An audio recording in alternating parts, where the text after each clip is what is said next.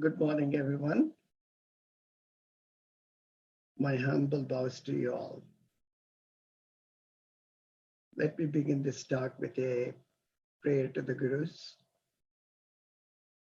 Guru Brahma, Guru Vishnu, Guru Devo Maheshwara, Guru Sakshat Param Brahma, Tasmai Shri Gurave Namaha, Dhyana Moolam Gurur Murti, Puja Moolam Gurur Padam, Mantramulam Gurur Vakyam, Mokshamulam Gurur Kripa, Ajnanaatimirandhasya, Jnananjana Shalakaya, Chakshur Unmilitam Ena, Tasmai Shri Gurave Namaha.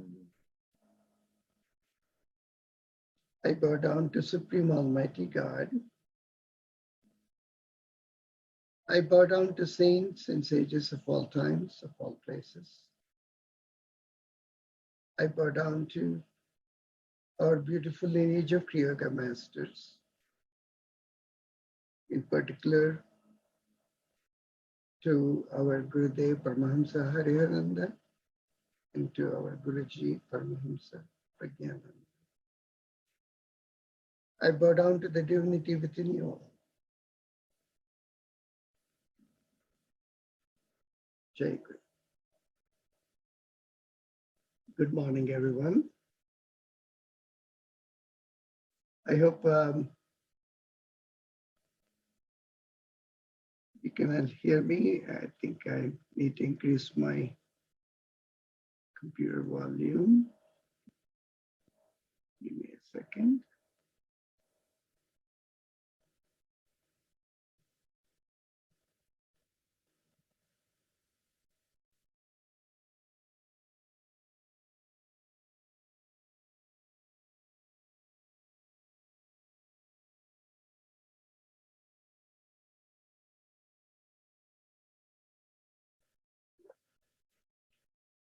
Okay, I hope that will help hear me better. So today's topic is love and harmony. I chose this topic because, as you know, St. Valentine's Day is tomorrow, and makes it appropriate to talk about this topic. So let's think about this topic of love and harmony. When you talk about harmony, the first thing that comes to our mind is there really harmony in the world, right? Question comes up. There's constantly, news that we hear about, various kinds of crimes going on, conflicts within the family, within the political parties, and between nations, and so on. So there's always that question comes up as to really, do we have a harmony within this world? But there is harmony, but it is really up to an individual. We deal with an outer world where we act and interact with people, with animals, with other things. At the same time, there is an inner world, which essentially where we interact with ourselves. If somebody is in harmony within oneself, then they will be in harmony with everyone outside too. So there is a very important aspect of inner harmony that we need to cultivate. I'll go into detail here. I prepared a few slides to talk about this. So let me share that.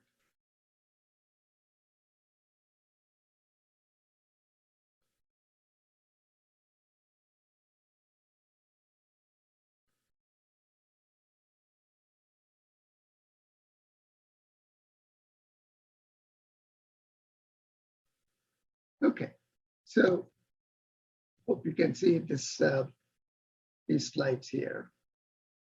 If you look at this, there are three types of sufferings that we are subjected to. The first one is Adi-daivika. These are sufferings coming from nature, earthquakes, floods, tornadoes, fire caused by nature, snowstorms, etc. We can deal with some of them. We are able to predict some of them, but at the same time, we are not able to necessarily control them. It will happen. It depends on the nature. It is going to happen when it's going to happen. So there is very little control over these aspects. But the best you can do is have some kind of a forecast on them and take appropriate precaution to avoid them, or at least protect yourself. The second kind is the Adi Bhautika. These are sufferings caused from other living entities, other people, animals, plants, even bacteria, virus, etc. Of course, one may argue, hey, bacteria and virus are not living entities, but that's a separate debate. There's both sides to that, that debate, so we'll not go there.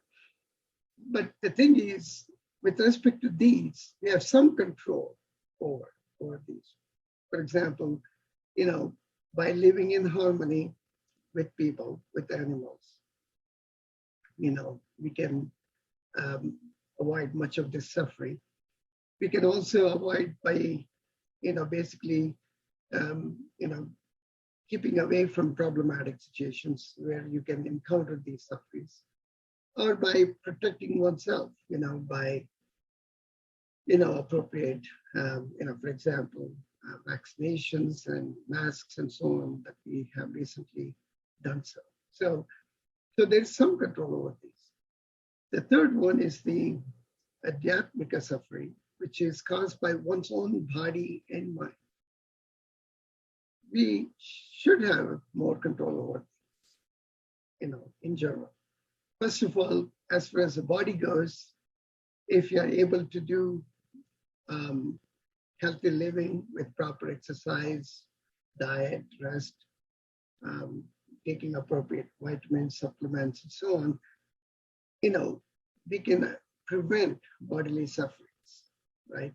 Of course, if the suffering has already happened, then we can take some medicines to hopefully to counter that. So some control is there to that extent.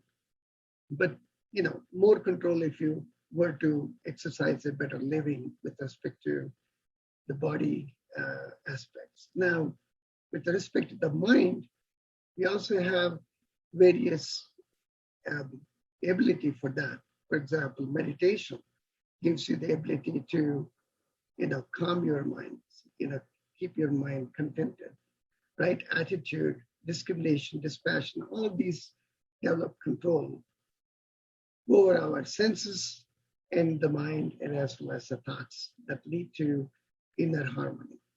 This is the part that I'm going to focus more next. A lot of this, the teachings here comes from, the writings of Paramahansa, or his talks. So let's look at this aspect of how to deal with our mind and how to get that suffering from the mind in control and actually eliminate it and go into much, much, much better state of inner harmony. First of all, meditation, when one consistently performs meditation, that leads to an internal or invariable tranquility, tapping that tranquility, that peace from the source right here from the fountain. If you can tap into that, which you can do by practicing meditation, it leads to that, peace and tranquility with it. However, one needs to maintain that tranquility or the other times when you're not meditating, when you're dealing with the world. So when you're able to consistently maintain that tranquility throughout, then it raises to harmonized thoughts and desires that are harmonized with respect to the peaceful thoughts. And if one can stay in that kind of a state, then they can realize divine attunement. In other words, being able to be in tune with the divinity, being able to recognize what is right and wrong and take the right actions all the time. But this maintaining part, we probably know how to meditate.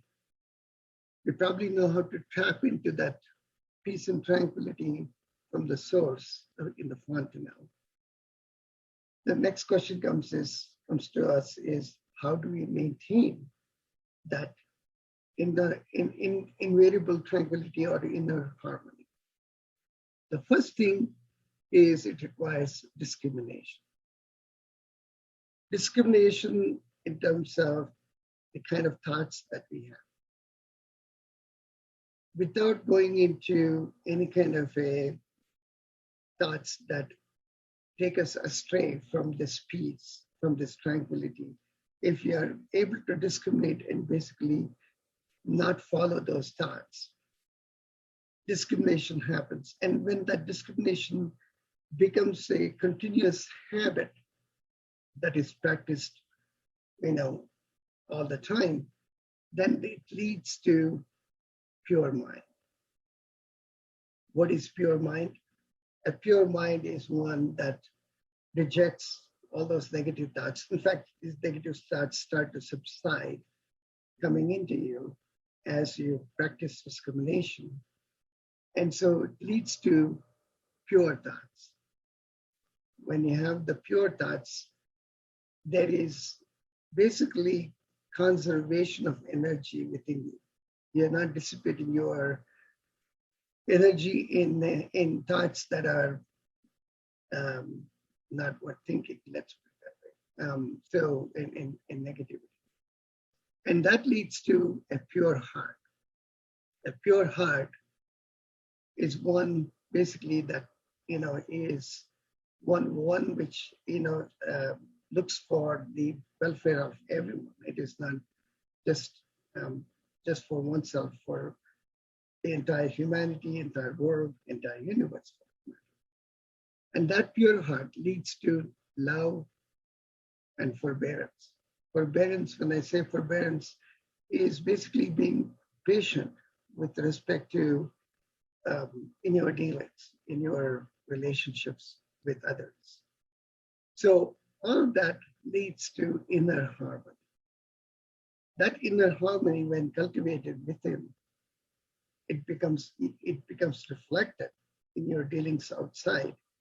And so you'll have loving relationships with your family, with your friends, with everyone you interact with. And even if there are people who are difficult to deal with, you'll be able to patiently, address, that relationship as well, and move that relationship to a better place.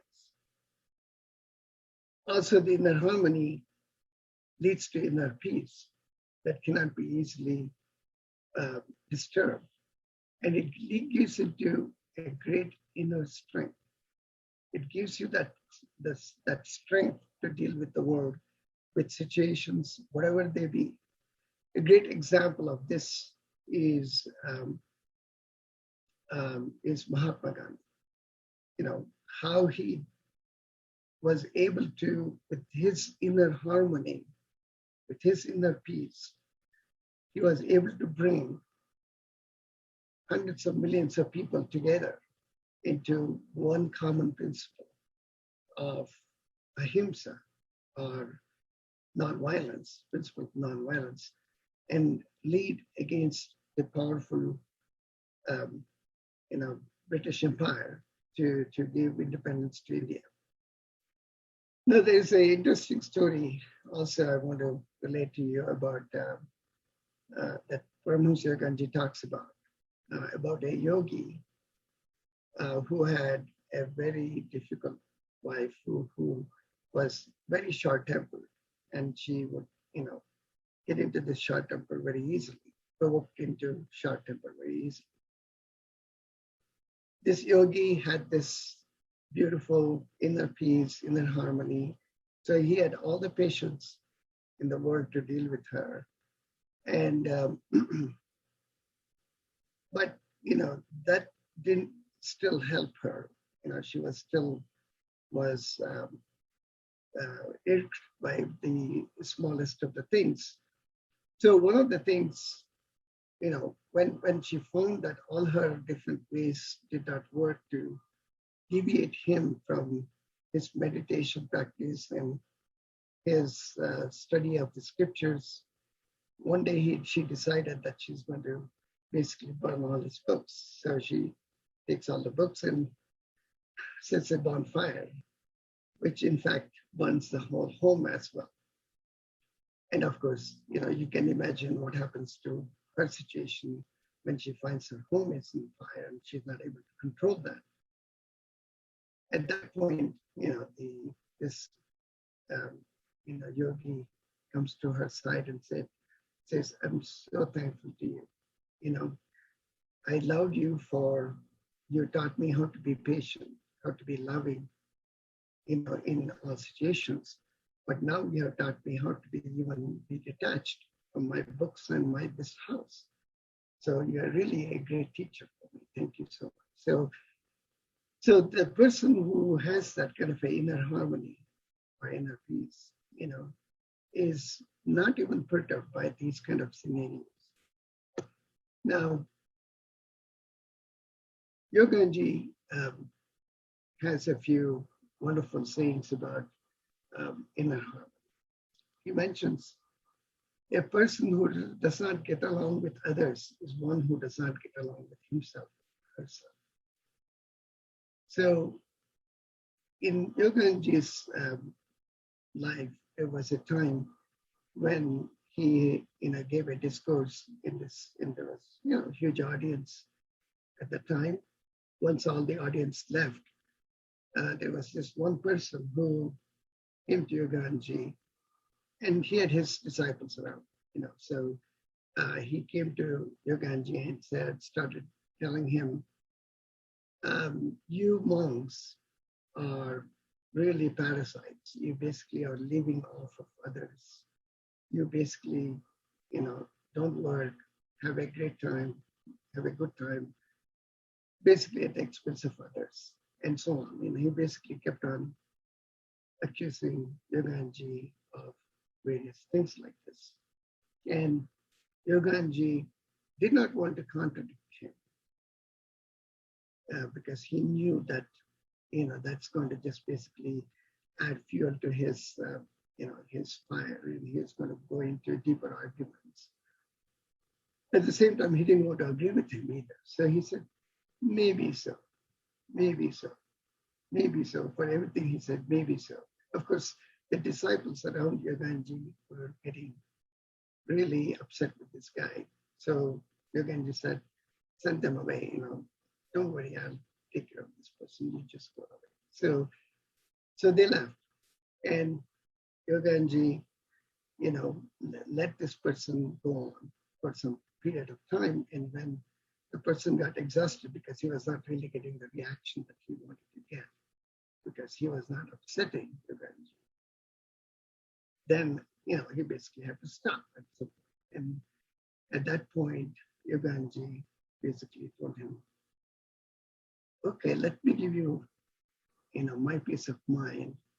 You're like a vulture. You basically are looking for a prey who you can attack and basically try to get them into, a certain defensive state. like you're trying to do with me. Why do you do that?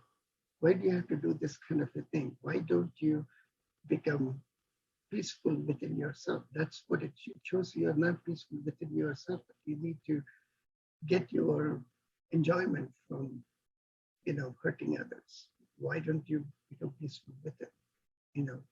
I can teach you how to meditate so that you can become peaceful. I don't know whether the person took up the offer or not, but essentially, he had his answer and left the place. The next thing that teaching that I want to bring to your attention is Yoganji says harmony is a sacred principle that controls life. Without it, life will disintegrate. This applies both in the microcosm all the way to the macrocosm. It applies to us as individuals. And that principle, if you can apply within our lives, our inner life as well as our outer life. At the same time, it applies to the families, it applies to societies, it applies to nations, between nations, and essentially the whole world, whole universe. You can see in the macrocosm how the whole stars and planets are in complete balance.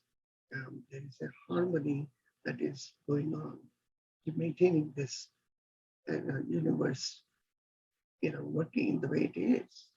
So this aspect, and if you take our body level, we talk about, Ayurveda talks about Vata, Pitta, and Kapha.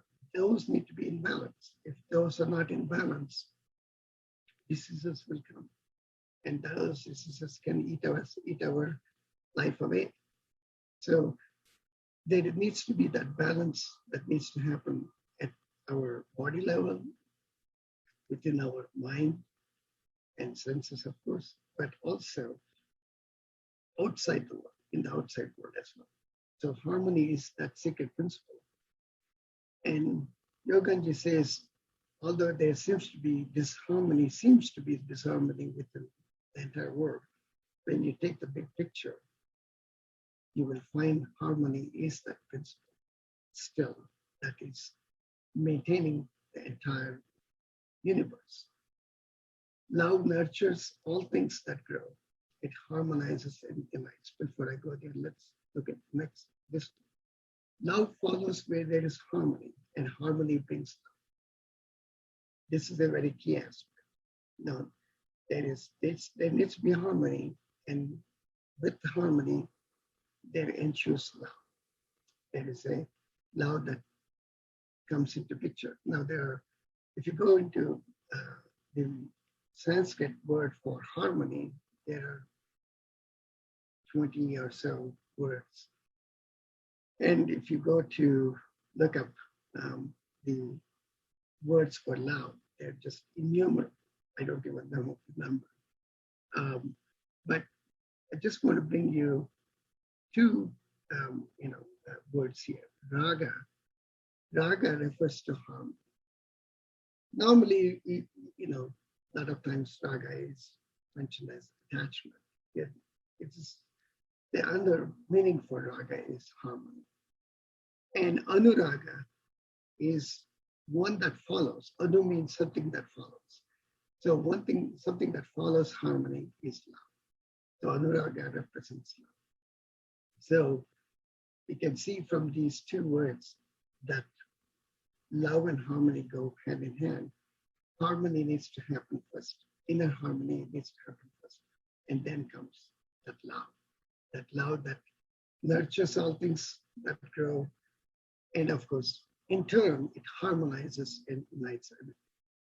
And so, you can see that when there is that kind of a loving environment that is created, how it blossoms. Children will blossom in that kind of environment. Wonderful.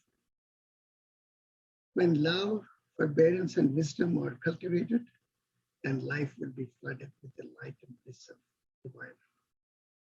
This is a very beautiful statement, and something that we need to ponder on.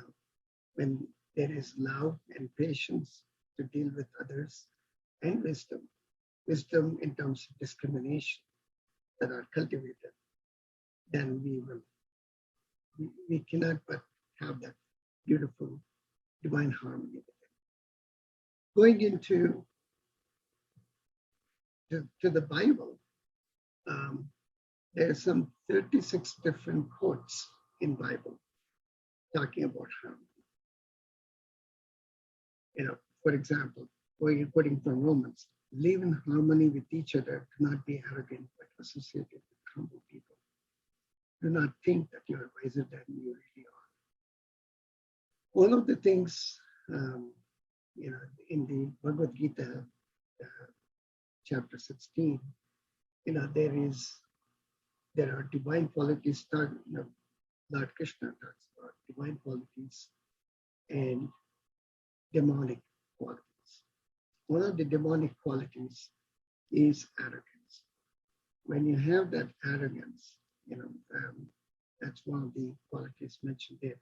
When you have that arrogance, you basically are cultivating a demonic quality. And this is the same teachings coming from the Bible as well. Now, may God, the source of endurance and encouragement, allow you to live in harmony with each other as you follow the Messiah, Jesus. This talks about both God as the source of endurance and encouragement, but also talks about how one should follow a realized master. And when you follow the teachings of that realized master, you can achieve that ability to cultivate, and not just follow the teachings, cultivate that in your life. Then you will be able to live in harmony. Finally, all of you must live in harmony. Be sympathetic, love as brothers, and be compassionate and humble. This is from Peter's teachings. Again, he clearly identifies very specific things that you need to cultivate. One is being sympathetic, loving as brothers and sisters, being compassionate, and being humble. Humility, as you know, is the stepping stone for spiritual growth. And that this is stressed by all of our masters. So this is a key aspect that Peter brings as well. Finally, the grace of our Lord Jesus Christ and the love of God and the harmony of the Holy Spirit be with you all evermore. This is a good place to conclude my talk. Let there be love of God and harmony within each one. Let us all raise in love, not fall in love, raise in love, raise in harmony with each other. Cultivate that, and be in that space, be in that discrimination, be in that inner harmony and peaceful state all the time. I want to wish you all a very happy St. Valentine's Day tomorrow. And before we conclude this talk, let us practice a little bit of meditation. Let's stop sharing.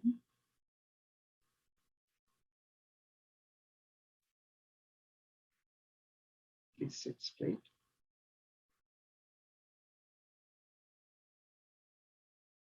Your back is comfortably straight. Calmly watch each breath. The breath is flowing normally. You don't need to alter anything. Just watch that breath going in and out of your nostrils.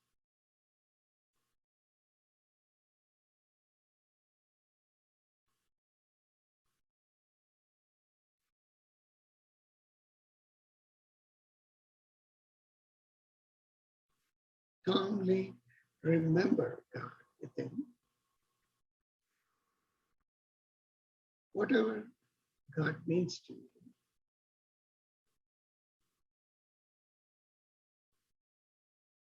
Could be a name, could be a form, could be formless. Doesn't matter.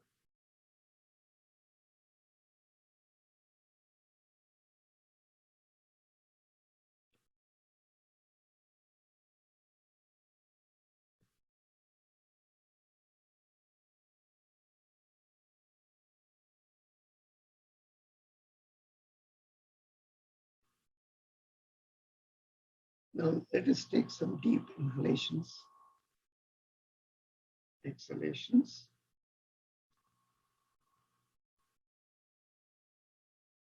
Calmly take a deep inhalation, lungs full inhalation, completely filling the lungs.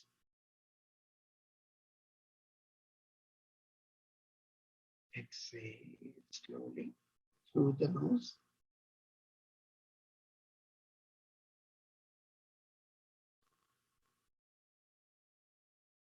Again, take a deep inhalation.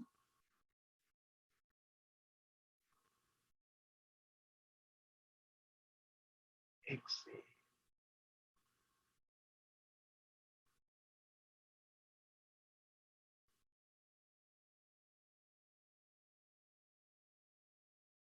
One more time, take a deep inhalation.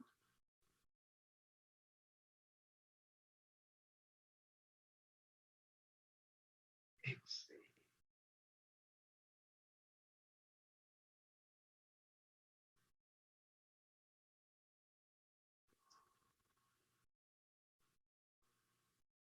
Now take a deep inhalation, holding the breath slowly.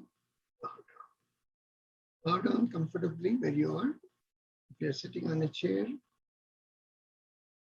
keep your feet apart. So take a deep inhalation,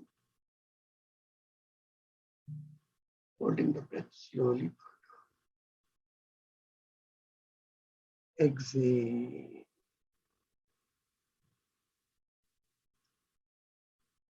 Normal breath.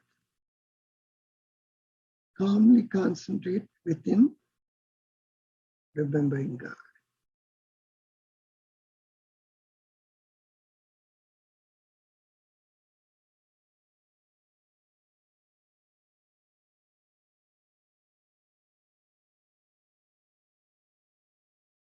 Now take a deep inhalation, holding the breath slowly, sit up.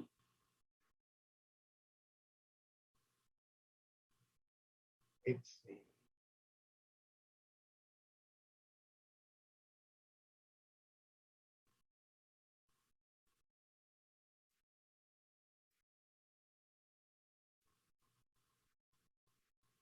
Again, take a slow, long, deep inhalation.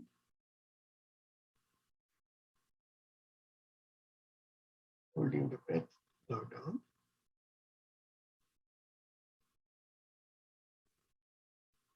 Exhale. Breathing normally.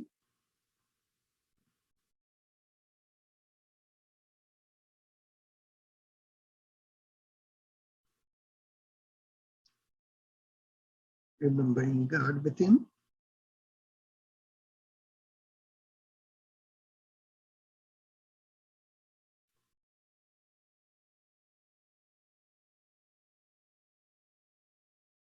Take a deep inhalation again. Holding the breath, slowly sit up.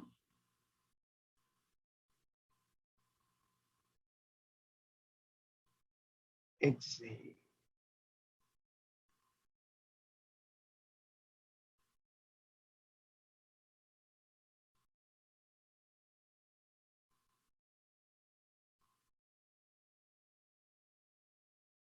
One more time, take a deep inhalation. Holding the breath slowly, bow down again.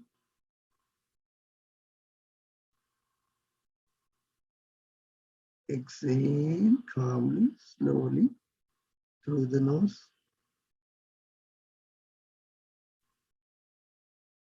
Normal breath. Remember God with your deepest love.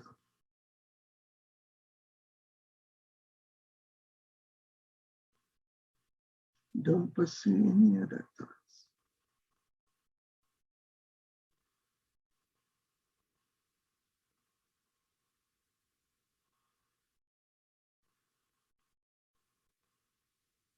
Then take a deep inhalation, holding the breath, slowly sit up.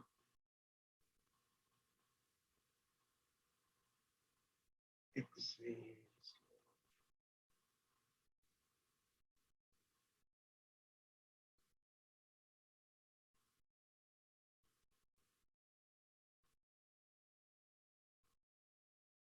We'll take some more deep breaths in this position. Take a deep inhalation. Inhale.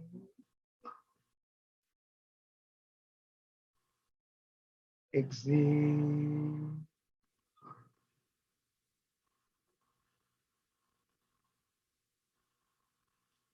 Inhale.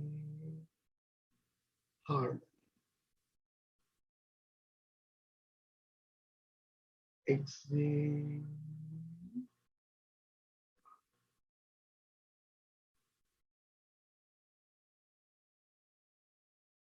Inhale.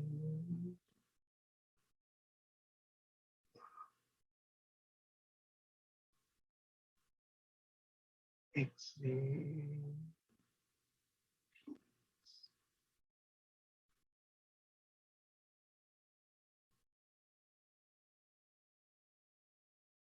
Inhale. Peace.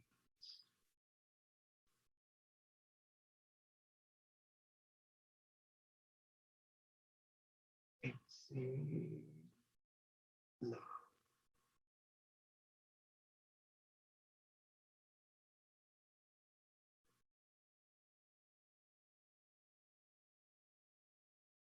Inhale. Discrimination.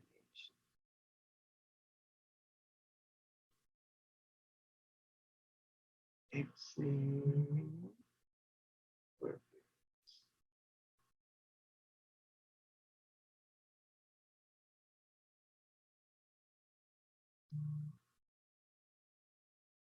Inhale.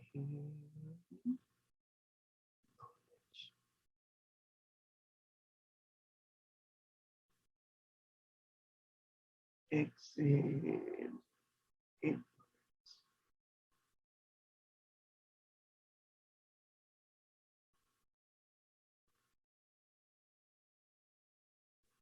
Normal. Calmly sitting, concentrating deeply within,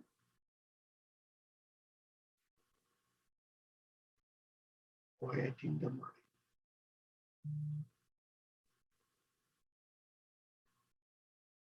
No thoughts, no other perturbations.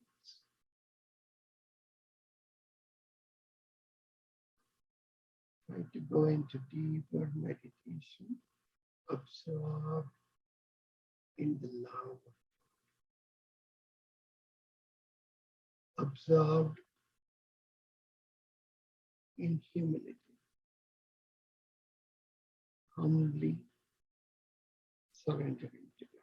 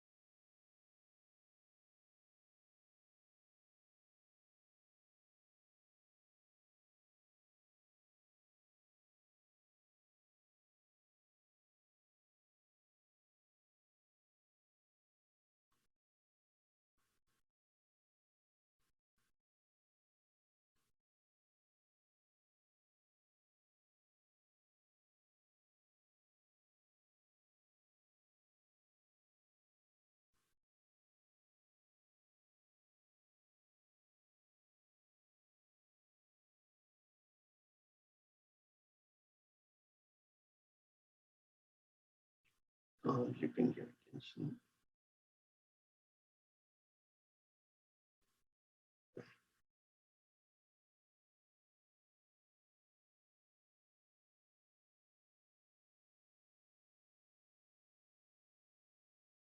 tap into that source of inner tranquility, inner peace.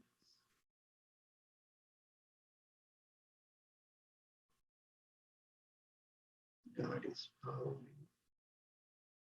that peace and tranquility from the fountain.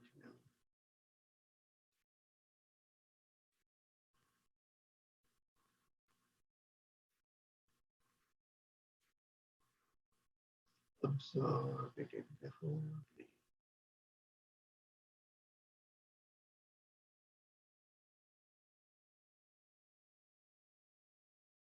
Calm in the mind, soothing the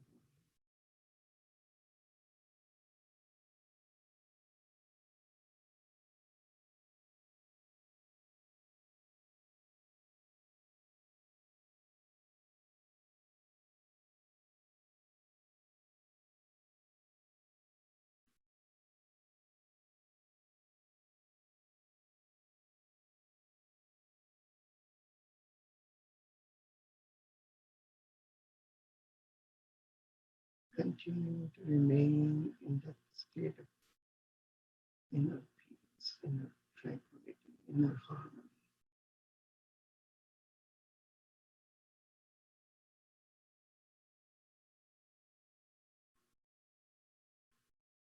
Don't let any other things disturb you. Hold on to that with discrimination.